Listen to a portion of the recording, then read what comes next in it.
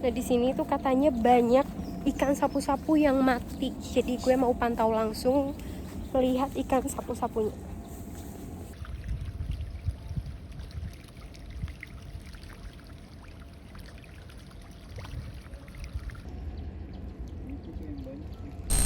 Dalam rangka Hari Sungai Sedunia yang jatuh tepat tanggal 24 September, gue diajak liputan spesial nih guys. Berbeda dari liputan gue yang biasanya cuma di Jakarta, kali ini gue diajak keluar Jakarta. Ya, sekalian healing tipis-tipis lah ya. Jadi gue mau diajak ngeliat kondisi terkini Sungai Cilengsi dari hulu sampai hilir. Kalau di hulu sungainya itu masih terkenal tempatnya yang bagus, pemandangan alamnya pun yang masih asri, dan airnya masih jernih banget. Beda dengan hilir Cilengsi, yang airnya sudah tercemar, di sana tuh airnya warna hitam pekat dan bau. Dan yang lebih parahnya lagi, katanya di sana tuh banyak ikan sapu-sapu yang udah mati. Kok bisa ya? Padahal ikan sapu-sapu itu ikan yang cukup kuat hidup di air kotor. Tapi kalau sampai banyak yang mati, berarti air sungainya itu udah tercemar parah banget guys.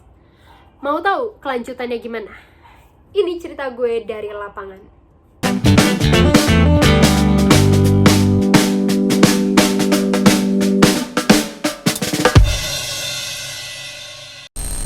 Oke, perjalanan gue dimulai dari ngeliat hulu sungai Cilengsi dulu.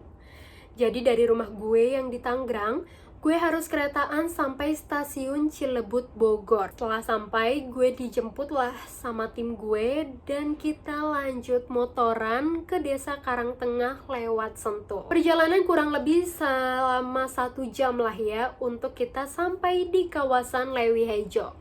Tapi kita nggak ke Lewi Hejonya sih. Kita bakal trekking ke atasnya lagi yaitu Curug Cibaliung, yang nantinya kita ngelewatin Lewi Cepet dan Lewi Liung. Pas sampai kita harus bayar dulu. Setelah itu kita trekking lah.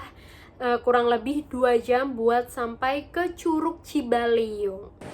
Ya sahabat kompas.com, ini udah hampir di titik tujuan. Kita mau ke Cibaliung. Jadi kita harus trekking lagi dari Lewi Cepet dan Lewi Liok. Rasa lelah gue akhirnya terbayarkan setelah gue sampai di Curug Cibaliung. Mau tau gak sih tempatnya sebagus apa? Tapi jangan lupa dong, klik tombol subscribe-nya YouTube Cerita dari Lapangan, biar kalian bisa cepat update ngedengerin cerita-cerita kita nih dari para jurnalis yang kerja di lapangan. Ayo buruan, gue tungguin ya. Jadi di Curug Cibaliung itu airnya bener-bener jernih kebiruan.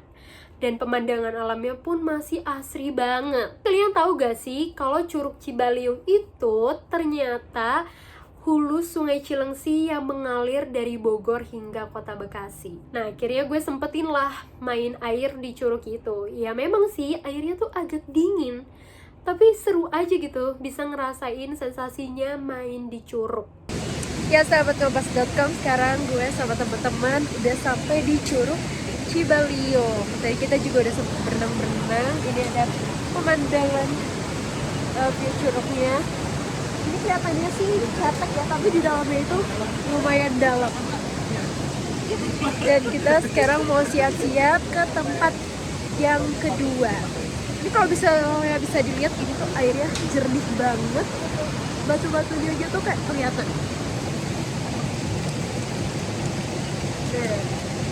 Serunya di belakang gue tuh juga ada yang lagi bakar-bakar untuk menghangatkan tubuh mereka. Memang di sini sih airnya cukup dingin ya, tapi kalau untuk udaranya yang backgroundnya pegunungan gini sebenarnya bisa dibilang nggak terlalu dingin lah, tapi yang bikin dinginnya itu airnya. Tadinya kita mau main ke tempat berikutnya yaitu Lewi Cepet dan Lewi Liung. Tapi apa daya, kita kayaknya main di Curug Cibaliungnya itu terlalu sore udahannya. Jadi kita harus pulang guys, biar gak kemalaman karena di sana tuh gak ada lampu. Nah, penting banget nih untuk kalian yang kalau misalnya mau main sampai sore biar puas gitu ya, harus bawa senter. Oke, besokannya gue sama tim melipir lah kita ke Hilir Cilengsi, ujung dari hulu yang tadi kita lihat. Ya, perjalanannya dari Bogor ke Bekasi itu ya kurang lebih 2 jaman lah ya. Jadi kita motoran lagi nih ke Bekasi. Pas sampai sana, gue bener-bener kaget banget ngeliat perbedaan antara hilir dan hulu yang kemarin gue datengin. Kalau di hulu gue masih bisa menikmati airnya, karena airnya tuh masih sangat jernih dan adem banget gitu di hulu. Tapi kalau di hilir, nggak bisa dimainin airnya, karena warnanya itu sudah hitam pekat, sudah tercemar, bahkan tuh ya aromanya pun bau. Bahkan gue juga ngeliat langsung ikan sapu-sapu banyak yang mati di pinggiran hilir Sungai Cilengsi. Nah, ini tuh yang menandakan perbedaannya tuh cukup drastis antara hilir dan hulu. Kemungkinan sih hilir Sungai Cilengsi itu mungkin karena sudah melewati area industri dan pemukiman, jadinya tercemarnya parah banget sih guys. Ya sahabat kompas.com, sekarang gue udah ada di Hilir Cilengsi. Ini ujung dari hulu Cilengsi yang kemarin gue datengin sama teman-teman. Nah, di sini tuh katanya banyak ikan sapu-sapu yang mati. Jadi gue mau pantau langsung melihat ikan sapu-sapunya.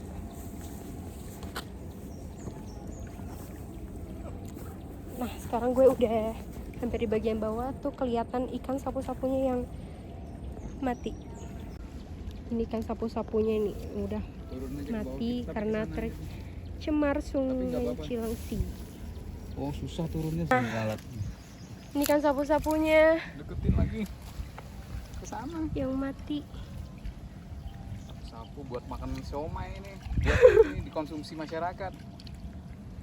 Ya. Karena adanya Sungai Cilengsi yang sangat tercemar, ikan sapu-sapunya jadi mabok guys.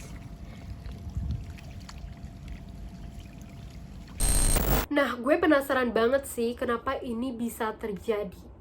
Akhirnya gue tanya langsung lah ke Pak Puarman selaku Ketua Komunitas Peduli Sungai Cilengsi Cikeas. Pak, ini kan banyak ikan sapu-sapu yang mati ya, itu penyebabnya kenapa sih Pak? Ya, jadi ikan sapu-sapu yang mati sekarang di Sungai Cilengsi ya terutama ya. Ini karena limbah industri yang mengotori Sungai Cilengsi atau mencemari Sungai Cilengsi yang begitu parahnya gitu. Ini sudah sangat keterlaluan Mbak ya. Pernah dengar ikan sapu-sapu kan, seperti apa karakter sapu-sapu ya? Harusnya ikan sapu-sapu itu dirancang hidup di air yang sangat keruh ya, mereka bisa hidup. Tapi ini aja mati ya. Berarti pencemaran limbah industri yang terjadi di Sungai Cilengsi sudah sangat kategori amat parah. Itu sih kalau menurut saya untuk Sungai Cilengsi tadi. Kita ketahui bahwa di hulunya Sungai Cilengsi, terutama antara jembatan Wika sampai jembatan Cikuda, itu berdiri hampir 100 pabrik atau industri di kiri kanannya Sungai Cilengsi. Jadi patut diduga ya sumber pencemarannya dari sana. Upaya dari komunitas peduli sungai seperti apa Pak? Siap. Kalau upaya dari KP2 kami selalu mengumpulkan bukti-bukti, kami selalu mengumpulkan data-data. Karena kami tidak mempunyai otoritas dan kami tidak punya wewenang, itu kami berikan pada pemerintah untuk melakukan tindakan-tindakan. Tapi menurut kami langkah yang dilakukan oleh pemerintah masih kurang, karena pemerintah masih fokus kepada pembinaan dan pengawasan. Harusnya kalau ini sudah berulang bertahun-tahun, ini sudah harus dilakukan penindakan yang sangat tegas. Apa itu penindakan yang sangat tegas? Pidanakan pelakunya. Kalau masih berbuat lagi, tutup pabriknya. Saya rasa itu supaya tuntas. Hanya karena ulah dan ego manusia, kehidupan di sungai bisa rusak seperti ini. Mungkin kalau misalnya nggak ada yang buang sampah sembarangan, nggak ada lagi pabrik yang buang limbah ke sungai, kayaknya hilir Sungai Cilengsi airnya itu akan sama jernihnya dengan hulu yang kemarin gue datengin deh.